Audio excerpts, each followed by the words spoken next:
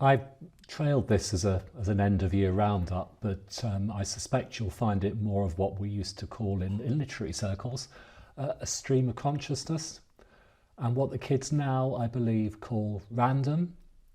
Well, first of all, the stuff happening in the rest of the world has continued to happen in 2023 in a pretty horrible way. Ukraine, which we've sort of forgotten, and of course the Middle East. But none of that has had much, if any, effect on investments.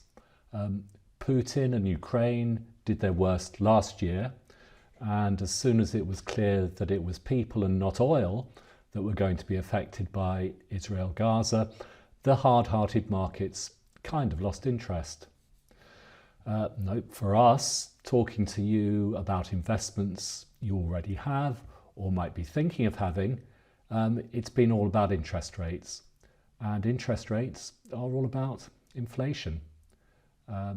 The most asked questions this year have been, why should I invest in stocks and shares when I can get 4 or 5% in the safety of a bank or building society account? And wouldn't it be a good idea to cash in all or some of my investments, put the money in the bank and go back in when things get better? Most answered questions, look at history, you'll always do better in stocks and shares if you hang on in there. And getting your in and out timing right is actually pretty much impossible, because by the time you decide, it'll be too late in either direction. Also often discussed has been the state of our own politics and economy. Dire, I agree, but again, if it's your investments you're worried about, we, the UK, are only a relatively small part of your portfolio these days, for better or worse.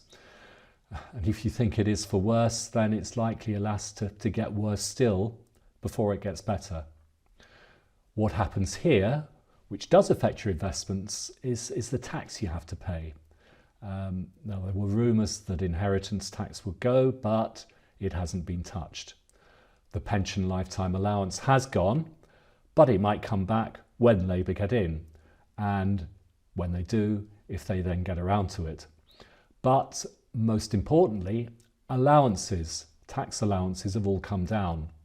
Now that's happened by design for dividends and interest and capital gains, but by rather sneaky stealth for income tax, with inflation inflating incomes and allowances staying the same.